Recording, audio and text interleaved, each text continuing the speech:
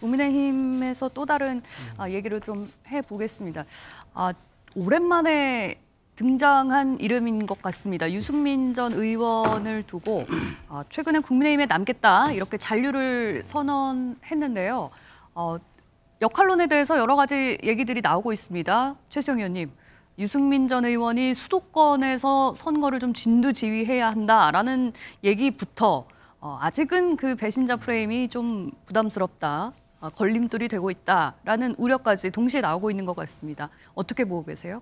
선거에서는 이기려면 필요하다면 연필 한 자로라도 동원해야 된다는 얘기가 있습니다. 그러니까 뭐든 가용할 수 있는 건 다 동원해야죠. 그런데 유승민 의원도 마찬가지입니다. 그러니까 유승민 의원이 이른바 중도, 그다음에 수도권, 청년층에 좀 여러 가지 경쟁력이 있다는 것, 그다음에 영향력이 있다는 건 좀 입증이 되지 않았습니까? 지난번 어쨌든 경기도지사 선거에 본선에 나가지 못했지만 예선에 나가서 김은혜 당시 후보와 겨루기도 했습니다.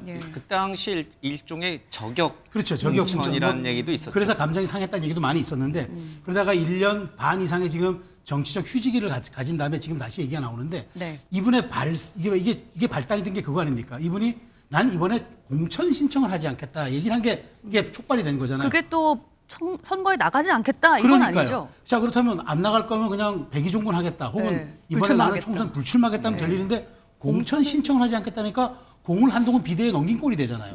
그러면 나의 거취에 대해서는 한동훈 비대위가 알아서 해 주시오라고 위원장한테 공을 넘긴 그런 그 모습이 되니까 많은 이제 정치 분석가들과 호사가들이 그렇다면 뭔가 역할을 하겠구나. 그렇다면 당연히 수도권이 아니겠느냐. 뭐 대구 출마 같은 경우는 사실은 이렇게 유승민 의원을 투입해서 바람을 일으킬 그런 말하자면 지금의 현실이 아니니까. 그렇다면 경기도를 이끌다 그러면 과연 수도권 선거를 맡길 것이냐. 혹은 아니면은 직접 선도마로 출마해가지고 어느 지역에서 이른바 저격수용 공천을 통해서 상대를 무력화하면서 그 선거의 흥행을 이끌 것이냐.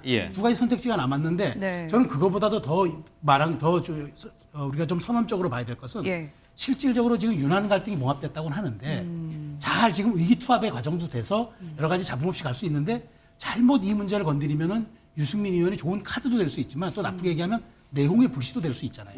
요 점에 대한 정무적 검토가 좀 필요하다고 저는 생각이 되고 그런 게 끝난다면 그러면 유승민 의원의 정치적 공간은 그러면 어디까지 열어줄 건지. 이른바 대통령과 각을 이만큼 세웠는데 그러면은 하고 싶은 대로 다 하세요라고 할 건지 어느 정도 암묵적인 전략 관계를 통해서 제한할 건지 이런 것들에 대한 검토가 있다 그러면 유승민 의원은 당연히 활용해야 되겠죠. 그런 측면에서 제가 보기에 설 연휴라든가 이런 부분에 대한 좀 말하는 양측의 조율을 거친 다음에 특히나 용산과의 관계도 중요하기 때문에 이 부분에 대한 합의만 있다면 유승민 의원의 활용은 저는 수도권의 선거를 맡기는 쪽으로 좀 가지 않을까라고 조심스럽게 전망합니다. 그러면 지금 한동훈 비대위원장이나 용산 윤석열 대통령 주변 정치 참모들 사이에서는 유승민 전 의원에 대한 분석, 평가 또는 이 유승민 전 의원을 어떻게 활용할 것인가에 대한 전략 이런 게 아직 전혀 결론이 안 났다 이렇게 봐야 되는 거예요? 한동훈 위원장은 일단 검토해 본 적이 없다고 코멘트를 하지 않았습니까? 근데 왜 사전 여론조사나 민심 언론 흘리기인가요? 아니면 떠보기인가요? 근데 왜 갑자기 유승민 전 의원 활용 카드 얘기가 갑자기 이번 주에 부각이 됐을까요? 그 메시지를 애매하게 올리셨죠. 공천 신청은 하지 않습니다라고 올렸는데 사실은 그 메시지가 나왔을 때 발표된 당일에도 상당히 혼선이 있었어요. 많은 언론사들이 그것을 불출마 선언으로 보도를 했었습니다. 그렇게 해석한 평론가들도 있었고 심지어 유승민 전 의원하고 바른정당, 바른미래당을 같이 하셨던 진수희 전 보건복지부 장관이 방송에 나오셔서 그 현역 의원이나 당협위원장이면은 불출마라고 표현하는 게 맞지만 유승민 전 의원은 지금 둘 다 아니기 때문에 공천 신청을 하지 않는다고 하는 것이 오히려 정확한 언어를 구사한 것이 아니냐 이런 내용으로 평론까지 하셨었어요. 그래서 이거는 유승민 전 의원의 사실은 워딩이 좀 부정확했던 측면이 있고 지금이라도 입장을 좀 명확하게 밝혀주셨으면 좋겠어요. 그리고 이제 용산과의 관계 이런 것들이 얘기가 되고 있는데 사실은 당의 주인은 당원이죠. 대통령도 비대위원장도 아니고 당의 주인은 당원입니다. 그런데 유승민 전 의원은 현재 그 경기도지사 경선 패배 후에 그 약간 경선에 흔쾌하게 승복하지 않는 듯한 그 메시지 때문에 주류 당원들과의 심리적 거리가 굉장히 멀어져 있어요. 당시에 김은혜 전 의원을 자객으로 지칭을 하고 자객 칼에 맞았다 이러면서 공정과 상식에 반하는 경선이었다. 이런 메시지를 공개적으로 올려서 지금까지도 주류 당원들과 심리적 거리가 멀어져 있습니다. 그러면은 그 거리를 좁히기 위한 노력을 본인이 먼저 하는 게 순서가 아닐까 저는 그렇게 생각합니다. 원래 유승민 전 의원이 이준석 대표와 꽤 가까운 것으로 알려져 있고 혹시 개혁신당으로 가는 건 아니냐라는 전망들이 많았는데 당에 남겠다고 하지 않았습니까? 그거는 왜 그런 선택을 했을지부터 유승민 전 의원 같은 경우에는 본인이 이런 식으로 공천을 신청하지 않겠다라고 발표를 하게 된 이후에 당에서 본인에 대한 역할론이 좀 떠오를 거라는 시나리오까지 혹시 계산이 돼 있었을까요? 제가 아는 그러니까 유승민 전 의원 같은 경우는 그 정치적 캐릭터상 네. 그런 그 여러 가지 자락을 깔고 하는 정치는 하지 않는 분으로 저는 알고 있거든요. 네. 말 그대로 일종의 뭐랄까 애당심? 자기 나름대로는 지난 탄핵 국면 때 당을 떠났던 예. 그런 부분들이 그래도 어쩔 수 없는 선택이었지만 네. 그러한 부분들이 결국 배신자 프레임에 빠지는 그러한 또 상황을 낳았잖아요. 그래서 돌고 돌아서 다시 지금 국민의힘으로 온 상태에서 네. 자신의 유불리 때문에 일시적 유불리 때문에 당을 다시 떠나는 부분은 도저히 스스로가 용납이 안 됐던 것 같아요. 그렇기 때문에 그래서 지금 이 당의 주인은 나라는 이야기를 계속적으로 이야기하면서 그날 입장 발표를 했던 거거든요. 예. 사실 근데 왜 지금 이 시점에서 유승민 전 의원의 거취 문제가 떠오르느냐.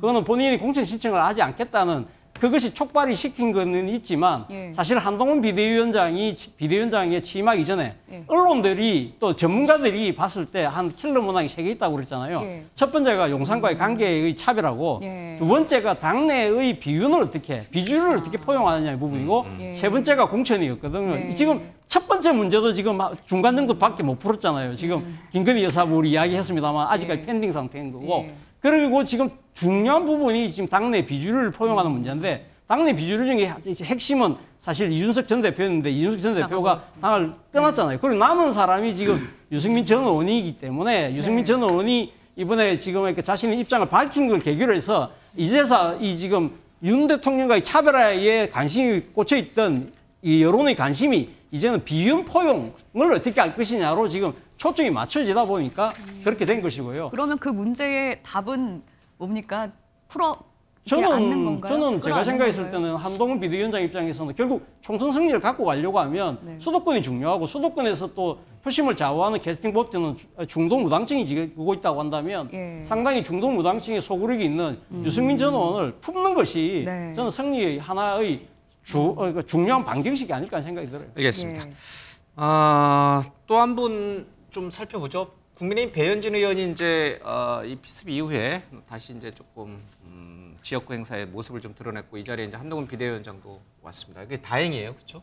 예, 천만 다행이고 또 앞으로 이제 의정 활동도 좀 기대하겠습니다. 이 자리에 근데 민주당에서 대표적인 이 이재명 대표 저격수 역할을 했던 박지원 전 비대위원장 얘기가 나오더라고요. 내가 나가서 배현진을 잡겠다 이런 얘기하는데. 그 지역이에요. 예. 이 배현진 의원 지역에. 송파을이죠. 예. 출마를 하겠다고 박지원 전 비대위원장이 한 걸로 알고 있습니다. 뭐 가능성이 있어요? 예. 지금 유승민 전 의원 얘기했지만 박지원 전 의원도 뭐 이재명 대표한테 썩 이렇게 호감 있는 인물은 아니잖아요. 그런데 지금 모르겠습니다. 제가 그분에 대해서 지금 어떻게 활동하고 있는지 모르기 예. 때문에 공천을 신청했는지 그때 신청하겠다고 해서 기사가 난 것까지는 알고 있거든요. 이미 송파을에는 우리 그 송기호 지역위원장 예. 변호사가 있습니다. 오랫동안 다져왔던 그분도 있고 또 다른 분도 출마하겠다고 지금 예비군 예. 등록한 거 알고 있거든요. 그래서 박지원 전 비대위원장이 그 지역에서 출마를 하시겠다고 하면은 당연히 공천 신청을 했을 테고 예. 공관위 심사 예비 후보들이 몇 명 있으면 뭐 경선을 하든지 룰이 정해지지 않겠습니까? 예. 그 절차를 뭐 밟으면 될 것 같습니다. 그냥 바로 또 직진으로 질문해 볼게요. 네. 이재명 대표 지역구에 지금 유동규 전 이제 본부장. 대표, 네. 예, 도시개발공사 본부장이라고 해야 됩니까? 뭐라고 해야 됩니까? 예, 유동규 전 본부장이 내가 이재명 잡으러 나가겠다 하는 건 또 어떻게 보세요? 이거야말로 뭐 저 개인적으로 보는 거 아니겠습니까? 유동규 씨가 뭐 출마 선언을 하면서 기사 한번 봤습니다만 하는 거에 대해서 우리 당이 반응할 일도 없고 제가 볼 때는 당 대표께서 거기에 대해서 당무도 바쁜데 반응하실 일은 없다고 봅니다. 근데 뭐 비선거권이 우리가 지금 25세입니까, 20세입니까? 그게 있을 겁니다. 예. 거기에 맞춰서 유동규 씨가 뭐 본인 출마하고 싶다고 한다면 어디니 나올 자유가 있는 거죠. 뭐 본인이 뭐 하세요 이런 뜻이군요. 아니 뭐 예. 하겠다는데 그걸 누가 말리겠습니까? 박지원 전 비대위원장도 다만 그렇고 유동규 전 본부장도 그냥 하고 싶으면 하세요. 아마 못하게 안 막습니다. 그런데 이런 유동규 얘기가. 씨가 이제 하면서 예. 이제 본인이 재판 받으면서 일방적으로 예전에 뭐 유튜브 나와서 일방적 주장 예. 많이 하지 않았습니까? 근데 네. 실제 재판에서 좀 다른 또 증언도 나오고 하는 거기 때문에 그런 의도로는 하지 말고 유권자들에게 거기 또 보면 원희룡 전 장관하고는 뭐 경선합니까? 그럼 그분들은 어떻게 하는지 모르겠네요. 그러니까 그런 과정들 거쳐가지고 출마하는 거야 누가 뭐라고 할 수 있겠습니까? 예. 그 유동규 전 본부장은 지금 무소속으로 출마 얘기가 나오고 있잖아요. 그래서 뭐 국민의힘에 들어와서 경선을 하거나 그러진 않을 것 같고, 저는 그 유동규 본부장이 어제 출마를 선언했기 때문에 더더욱 민주당이 병립형으로 회귀할 가능성이 높아졌다. 그렇게 봅니다. 사실 이재명 대표 입장에서는 그 개항을해서 유동규 본부장하고 나란히 앉아서 선관위 TV 토론 하고 싶겠습니까? 그거 해봤자 뭐 이렇게 유동규 본부장한테 계속 공격만 받고 얻는 게 없을 텐데, 그것 때문에라도 지금 민주당은 그 선거제도, 비례대표 선거제도에 대한 결정을 이재명 대표 한 사람한테 일임한 상태잖아요. 예. 이것 때문에라도 저는 병립형 회귀 가능성이 높아졌다 이렇게 보는데, 사실 그 얘기가 병립 회귀가 높아졌다는 게 그럼 이재명 대표가 지역구에 나가지 않고 비례로 간다는 그 얘기입니까? 그럴 가능성이 꽤 있다고 보이죠. 아니 그러면은 유동규 본부장하고 같이 토론하실 건가요? 이재명 대표는 그 토론에 참여했잖아요, 면접에. 토론의 기준이 있어가지고 아마 그게 뭐 정당의 매석이라는 정당 그리고 본인의 뭐 여론조사상에 아마 선관위 기준이 있을 겁니다. 기준을 아마 유동규 씨가 넘는다고 한다면 뭐 토론이 있을 수도 있겠지만은 지금 우리 송 변호사께서는 너무 본인의 생각만 가지고 이걸 단언하는 거는 맞지는 않은 것 같아요. 왜냐하면 유동규 본부장이 5%를 넘어가면은 토론을 하셔야 돼요. 국민의힘 후보는 내 말은 그러면? 여보세요. 그러니까 3자 토론이 되는 거죠. 네. 잠시만 내 그러니까 말은 국민의힘 후보도 당연히 가고 이제 유동규 전 본부장도 당연히 5% 이상을 얻을 거다 이렇게 보는군요. 아니 그런 가능성이 발생한다면 그렇다는 거죠. 예, 지금 현재 개항을의 현역 의원은 이재명 대표죠. 그럼에도 불구하고 유동규가 5% 이상 얻을 수도 있다. 여론조사에서 그렇게 나오면은 TV 토론이 성사되게 되는데 그런 리스크를 감수하겠냐는 겁니다. 알겠습니다. 그것 때문에 병립형까지 얘기하면서 지금 내가 지적하는 그 부분을 지적하는 거예요. 그러니까 아직 거기에 대한 결정이 되지 않았는데 마치 병립형 유동규 씨가 나오니까 당대표가 피하기 위해서 비례로 가겠다는 갈 것이다. 아무리 그 방송에 평론을 하더라도 그건 과하다는 얘기를 좀 말씀드리는 거니까. 얘기가 나왔으니까요. 좀 새겨졌으면 좋겠어요. 민주당에서 이 비례대표 선거제 방식을 두고 아직까지 좀 결정을 못 내리고 있는데요. 결국에 이재명 대표가 결정을 하기로 했습니다만 아직 뒷말이 무성합니다. 관련해서 준비된 영상 먼저 보고 오시겠습니다. 선거제도 관련해서 당의 입장을 정하는 권한을 이재명 대표에게 위임하기로 했습니다. 구체적으로 어떤 것을 위임하기로 하신 거죠? 포괄적인 위임입니다. 언제까지 이제 답변을 주시겠다고 결정입니까? 아직 정해지지 않았습니다. 위성정당이라고 하는 아주 기상천외한 이 편법으로 대의민주주의 체제가 실제로 한번 작동도 못 해보고 다시 후퇴해버린 것 같습니다. 위성정당을 불가능하게 만드는 조치들도 필요하지 않겠냐는 생각을 합니다. 선거라고 하는 거는 뭐 여러분도 너무 잘 아시지만 승부 아닙니까? 멋있게 지면 무슨 소용이 있겠어요? 지금 우리가 처한 상황이 너무 엄혹하다. 어쨌든 많은 분들이 관심 가지고 계신 사안이고 또 어쩌면 이해관계도 좀 있을 수 있는 일이어서 신중하게 의견을 수렴 중입니다. 그 몇 차례 당원 투표 해가지고 위성정당 아마 만든 것도 그 당원 투표 하지 않았나요? 같은 되게 천벌 받을 짓은 전부 당원 투표를 해가지고 하더라고요. 이번에 또 이거 뒤집으면 이제 콩으로 매줄 쓴다 그래도 이재명 대표를 누가 믿겠어요? 이 중요한 선거를 앞두고 그렇게 대표에 대한 그 불신이 강하면은 이 총선 전망도 어두워지는 거죠. 네, 이 비례대표 선거 방식을 과거의 병립형으로 되돌아갈 것이냐 아니면 현행 연동형으로 유지를 할 것이냐 이 여부를 민주당에서 결정하지 못하고 이걸 당원 투표로 붙이자라고 했다가 그것도 아니고 그냥 이재명 대표가 결정하게 두자라고까지 아직 지금으로서는 결정이 났습니다. 그렇죠. 뭐 이재명 대표가 전적으로 결정을 할지 이재명 대표가 결정을 하고 난 뒤에 그걸 갖다가 다시 뭐 의원총회나 당원 투표에 비출지는 아직까지는 모르겠습니다만 일단 그러니까 매듭을 푸는 첫 번째 작업은 이재명 대표에게 모든 걸 맡겼다고 이야기할 수 있는데 사실 이 문제가 사실 이재명 대표 입장에서 상당한 정치적 딜레마라는 생각이 듭니다. 민주당에서 제일 고민하고 있는 부분은 그렇죠. 뭐예요? 제일 고민한 부분인데 사실 이재명 대표 입장에서 이번 총선 승리를 반드시 승리해야 되는 절체절명의 과제를 갖고 있잖아요. 그래서 본인이 지금 그 기준으로 내세운 것이 제1당이거든요. 뭐 최고 목표는 뭐 151석이라고 하지만 제1당이 돼야만 이재명이라는 정치인의 정치 생명은 계속 유지될 수 있다고 본인도 생각을 하고 있는 것 같아요. 그렇기 때문에 과거식으로 지금 현재식으로 준연동형으로 돌아갈 경우에는 이 지금 사실 어떻게 보면 비례위성 정당을 만든다 하더라도 네. 비례연합 정당을 만들 가능성이 상당히 높거든요. 다른 구소 정당들하고 합쳐서. 그럴 경우에는 민주당 후보들이 후순위에 배치될 가능성이 높아요. 그럴 경우에는 민주당의 자체 몫이 오롯이 줄어들 수 있다. 그럴 경우에는 상당히 민주당이 자칫 잘못하면 국민의힘에게 그러니까 지금 일당이 못 될 수 있다는 그런 현실적 고민이 있는 것이죠. 네. 그런데 지금 문제는 근데 연동형을 포기하지 못하는 이유는 본인이 지난번 대선할 때 뭐라고 이야기했냐면 표의 등가성을 위해서 표의 등가성 보장을 하기 위한 선거제 개혁으로 제3의 선택이 가능하도록 선거제를 개혁하겠다고 이야기를 하면서 네. 사실상 이 지금 현재 준연동형이 아니라 확대된 연동제 그리고 비례대표를 더 늘리는 쪽으로 네. 소위 말해서 민주당의 기득권을 많이 내놓는 쪽으로 이야기를 했는데 네. 바로 이 지금 정치적 현실 때문에 만약에 그 약속을 파기했을 경우에 그에 대한 또 후폭풍이 엄청나게 크다는 것이죠. 그걸 아까 유인태 전 사무총장이 지적했던 부분이기 때문에 이 정치적 명분과 현실 사이에서의 고민을 하고 있는 겁니다. 그건 단순하게 이재명 대표만의 고민은 아니고 저는 네. 민주당 전체의 고민이기도 하다고 그러면 제1당이 돼야 하는 민주당의 목표와 이재명 대표의 대선 공약에 대한 말바꾸기 논란에 대한 우려, 이 두 가지 중에서 지금 민주당이 계속 고민을 하고 있다라는 말씀이시다. 한민수 대변인님, 이재명 대표는 그러면 어떤 선택을 할 거라고 보십니까? 이 선택의 시간이 저는 뭐 길지는 않을 거라고 봅니다. 네. 왜냐하면 예를 들어서 이제 이 당에서도 상당한 긴 시간 동안에 의원총회를 여러 차례 했고 여러 의견을 뭐 지도부와에도 정말 난상 토론을 벌일 정도로 대표가 최고위원들의 의견을 다 들었습니다. 들었는데 뭐 다들 보도가 됐으니까요. 우리 국회의원들, 우리 민주당 국회의원들 사이에서도 어떤 한쪽으로 이렇게 뭐 이렇게 쏠려서 지지하는 성향이 드러난 게 아니고 지금 현 준연동형이나 아니면 병립형으로 권역별 비례대표랄지 병립형을 선호하는 게 거의 팽팽할 정도가 돼 있습니다. 네. 그래서 이제 어제 같은 경우도 뭐 점심을 도시락으로 해결하면서까지 오랫동안 토론을 거친 끝에 최고위원들이 이제 당대표에게 일임을 해놓은 거죠. 예. 그런 상황인데 저는 뭐 유인태 사무총장님 뭐 같이 근무도 했기 때문에 잘 압니다. 좋아하는 분이기도 한데 이 부분이 예전에 이제 무슨 당원 당규를 바꾸고 할 때 네. 전당원 투표 때문에 그런 것 같은데 이 선거제 문제는 저는 선악의 문제는 아니라고 봅니다. 이거는 선택의 문제가 된 거예요.